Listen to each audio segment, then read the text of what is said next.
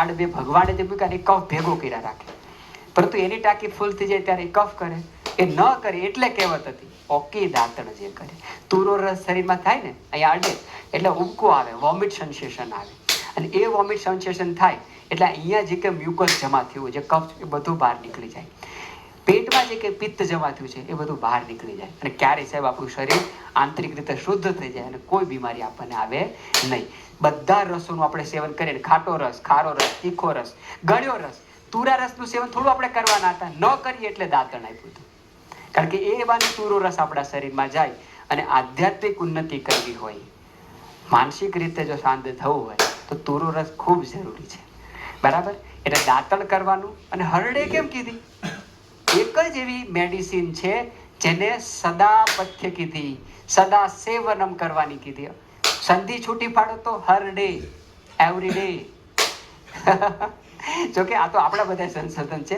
સંસ્કૃત નામ હરિતકી, યશ માતા ગૃહે નાસ્તિ તસ્ય માતા હરિતકી, કે જે માં ન હોય અને કદાચ કોઈ બાળક બીમાર પડે ને તો હરડે માં બને, આવું આપણા શાસ્ત્રોકાર કહી ગયા. તો એટલે કહેવત હતી ઓકી દાંતણ કરવું, હરડેનું સેવન કરવું. બરાબર? બધા એમ છે કે હરડે પેટ સાફ કરવાના ઉદ્દેશ્યથી નહીં, હરડે શરીર શુદ્ધિ માટે છે. એટલે નિયમિત રૂપે હરડે. અને આજના સમયમાં પ્રત્યેક પરિવારે અઠવાડિયામાં કમસે કમ 1 કે 2 વખત હરડેનું સેવન કરવું જોઈએ, કરવું જોઈએ, કરવું જ જોઈએ. હરડે શું કરે? શરીરને ડિટોક્સિફિકેશનનું કામ કરે, શરીરને શુદ્ધિ કરવાનું કામ કરે, શરીરના દોષો બહાર કાઢવાનું કામ કરે. અને દાંતણ જ્યારે આપણે કરશું, વોમિટ સેન્સેશન આવશે, એના કારણે મ્યુકસ પિત્ત બધું બહાર નીકળશે.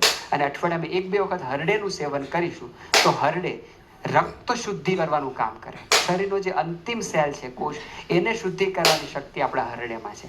એટલા માટે આપણા શાસ્ત્રકારે આ કહેવત આપીને આપણને ગયા છે કે ભાઈ હરડેનું સેવન કરવું જોઈએ. દૂધની પણ વાત કરી છે, પણ દૂધ શુદ્ધ મળે તો જરૂર સેવન કરવું જોઈએ. પરંતુ દાંતણ આજે પણ ઉપલબ્ધ છે, અવેલેબલ. કંઈ ના હોય તો મીઠું આપણા ઘરમાં હોય, કાંઈ ના હોય તો ત્રિફળા પાવડર તો હોય કે ના હોય, મેડિકલ સ્ટોરમાંથી એ લઈ આવે એનું, કારણ કે એમાં હરડે હોય, એમાં આંબળા હોય, એમાં બહેડા હોય. 3 વસ્તુ તુરી છે, આંબળા, હરડે, બહેડા. અને 3 વસ્તુનું સંયોજન થાય ત્યારે આ તુરા રસનું દાંતણ કરીએ ત્યારે તમને ક્યારેય ENT ડિસઓર્ડર ના થાય, ગળા ઉપરના રોગ ના થાય. અને જ્યારે વોમિટ સેન્સેશન આવે ત્યારે આપણે બધાએ અનુભવ્યું છે કે રક્ત છે ને ઉર્ધ્વગમી બને, ઉપરની તરફ બને, ગમે આંખ આપણી લાલ ઘૂમ થઈ જાય અને આંખનો તેજ વધે, લોહી ઉપરની તરફ આવે. ત્યારે આવી આદતો આપણે જો બાળકોને શીખવાડીશું, આનું વિજ્ઞાન આપણે બાળકોને સમજાવીશું. આજની પેઢી આ બાબતે બહુ સક્ષમ છે, એને જો વિજ્ઞાનનો સહારો લઈને સમજાવીશું તો તરત સમજી જશે. બરાબર? દાંતણ કરવું જોઈએ, હરડેનું સેવન કરવું જોઈએ, જેથી કરીને આવી નાની નાની આદતો જો